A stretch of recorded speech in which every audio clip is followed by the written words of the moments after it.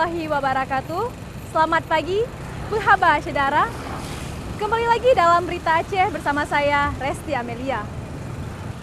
Serangkaian berita aktual telah kami siapkan untuk Anda.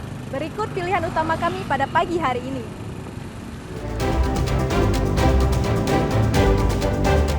Ratusan tenaga kesehatan RSUD Dr. Zainal Abidin Banda Aceh menggeruduk kantor Gubernur Aceh menuntut hak dan tunjangan dan upah jasa medis.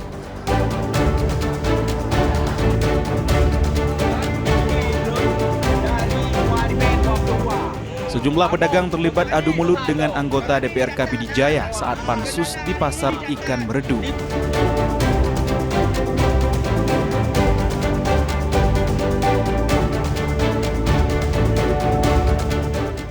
Warga sekitar perusahaan minyak dan gas menuntut tanggung jawab sosial atas aktivitas pertambangan di lingkungan permukiman.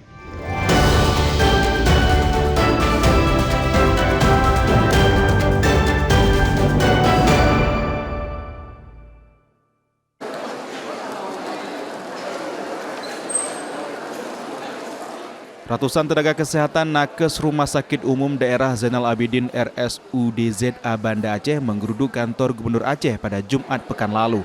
Mereka menuntut pemerintah daerah untuk segera membayarkan TPP dan jasa medis yang tertunggak selama 6 bulan. Sekitar 200 nakes ASN di Rumah Sakit Umum Provinsi ini mengenakan pakaian serba hitam, mendesak Gubernur Aceh turun tangan menyelesaikan masalah mereka. Para nakes ini meminta pemerintah Aceh untuk segera membayarkan uang tambahan penghasilan pegawai TPP jasa pelayanan yang tertunggak. Sebelumnya para nakes di RSUDZA menerima TPP, namun setelah keluarnya peraturan Gubernur Aceh nomor 15 tahun 2024 mulai Januari 2025, dana tersebut tak lagi diterima, sehingga mereka meminta pergub tersebut dicabut. Kita kemari menuntut hak kita sebagai nakes itu diberikan. Yang sebelumnya kita dapat keduanya antara TPP dan jasa pelayanan, tapi semenjak berlakunya Pergub nomor 15 tahun 2024 itu tidak diberikan lagi. Pada prinsipnya kami berharap supaya pemerintah Aceh itu mau memberikan yang seharusnya menjadi hak kami. Sementara itu, Wakil Gubernur Aceh Fadullah menyebutkan pemerintah Aceh akan mempelajari kembali aturan Pergub Aceh nomor 15 tahun 2024 ke Kemenpan RB dan Kemendagri. Mereka ingin mendapatkan dua. Saya rasa ini wajar dan karena kerja keras mereka di rumah sakit, ini hal-hal yang wajar tuntutan mereka. Cuman kami pemerintah Aceh tidak bisa membayarkan untuk dua-dua ini karena dalam perintah undang-undang jelas harus memilih salah satu. Untuk mendapatkan dua ini kami harus konsultasi kembali ke Menpan RB dan Kemendagri. Inilah waktu yang kami minta tadi kepada teman-teman yang perwakilan dari Rumah Sakit ZA tadi. Usai mendapatkan penjelasan dari Wakil Gubernur Aceh, ratusan nakes tersebut membubarkan diri dan kembali ke rumah sakit untuk beraktivitas kembali. Tim Liputan melaporkan dari Banda Aceh.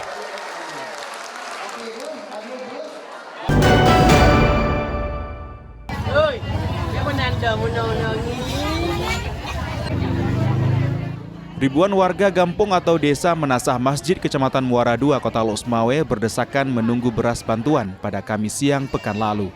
Mereka harus mengantri menunggu giliran demi mendapatkan beras bantuan pangan BPB seberat 20 kg per keluarga. Meski di bawah terik matahari, warga tetap bertahan demi beras bantuan. Padahal beras bantuan tersebut tetap dibagikan karena mereka sudah terdata dalam keluarga penerima manfaat atau KPM.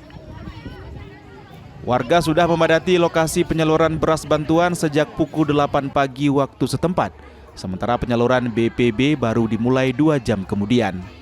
Penyaluran BPB pemerintah Kota Losmawe bersama Perumbulok di kantor Menasah jadi serbuan warga. Antrian warga semakin mengular menjelang siang lantaran harga beras di pasaran masih mahal. Warga harus mengantri hingga 3 jam untuk mendapatkan 20 kg beras. Tekad tersebut untuk memenuhi kebutuhan di tengah mahalnya harga beras belakangan ini. Ya ambil beras Bulog. Berapa kilo dapat kak? 20 kilo. Antrinya lama nggak? Antrinya dari jam 8 kami pergi, baru ini selesai, baru siap. Berapa jam kira-kira? Kira-kira udah 3 jam ya, baru. Terus kenapa kita mau antri lama nih kak? Ya demi untuk dapatkan beras yang 20 kilo ini kan sekarang berasnya mahal. Satu bambu aja udah 27 ya. Ya Berarti itulah. ini kita sangat terbantu. Iya sangat terbantu bagi yang kurang mampu. Pokoknya kayak kita emang terbantu kali lah walaupun di panas-panas kayak gini loh. Sebanyak 14.012 keluarga penerima manfaat di Kota Lusmawe mendapatkan beras bantuan. Sementara di Kecamatan Muara II, jumlah penerima manfaat yakni 3.219 orang. Sementara penyalurannya berlangsung di 4 lokasi untuk memudahkan warga. Akan di 4 lokasi. Lokasi pertama di lapangan bola Nasa Lang. Lokasi kedua di lapangan Nasa Cegirik. Lokasi ketiga di Gor Utukat. Dan lokasi keempat di Kampung Nasa Besi. Dalam hal ini, tiap lokasi itu telah ditentukan beberapa kampung untuk memudahkan bagi masyarakat dalam hal berkunjung ke lokasi, karena sebelumnya kegiatan ini dilaksanakan di kantor pos. Untuk mendapatkan bantuan beras, para keluarga penerima manfaat harus memperlihatkan KTP dan kartu keluarga kepada petugas. Tim Liputan melaporkan dari Lusmawe.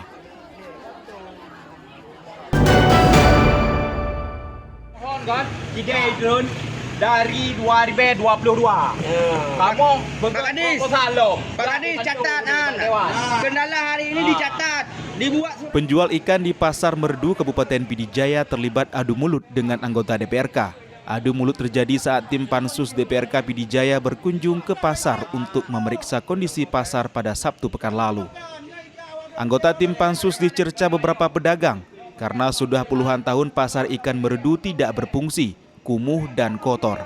Kondisi ini terjadi akibat pemerintah Kabupaten Pidijaya tidak bisa menegakkan aturan pasar sehingga pasar ibu kota kabupaten sepi. Kemarahan para penjual ikan akibat sudah sering didatangi namun tidak ada tindak lanjut. Anggota tim Pansus DPRK mencoba menjelaskan tujuan kunjungan, salah satunya untuk menertibkan pedagang liar.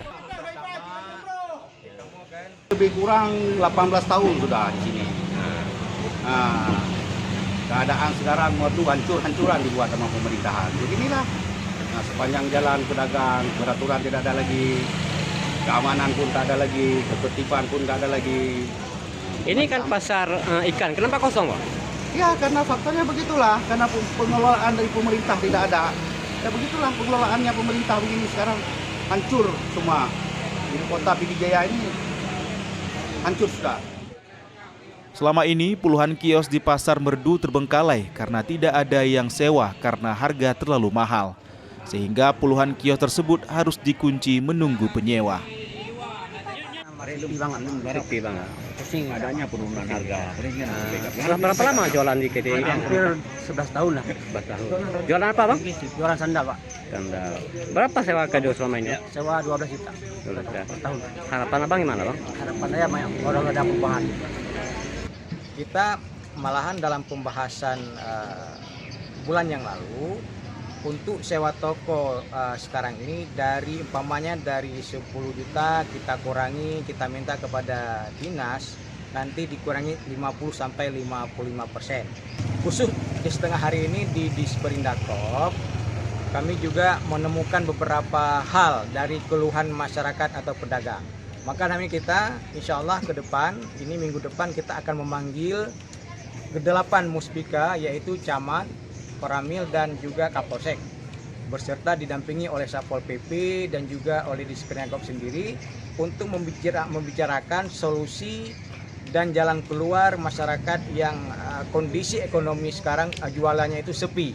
Apalagi Tim Pansus DPRK akan berkoordinasi dengan Pemkab untuk menertibkan lapak pedagang liar sehingga tidak ada lagi yang berjualan di sepanjang jalan kota kabupaten. Tim Liputan melaporkan dari Pidijaya.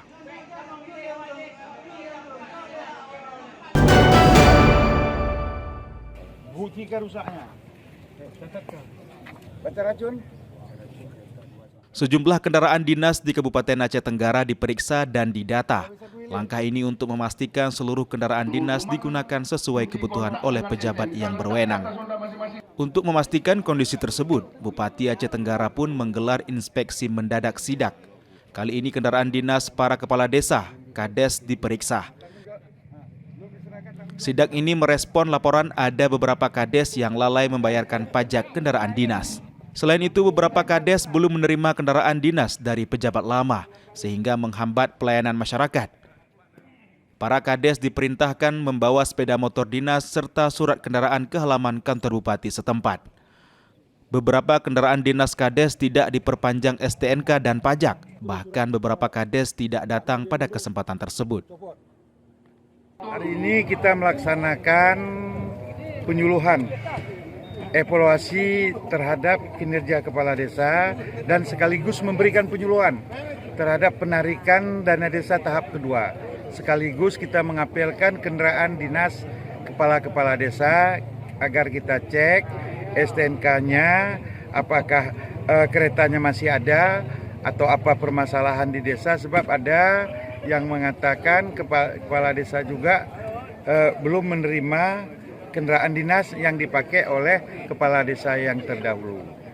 Bagi kepala desa yang belum membayar pajak, termasuk pajak STNK-nya, sudah kita himbau dan sudah bersepakat tadi akan membayar karena ini merupakan sebuah pendapatan asli daerah.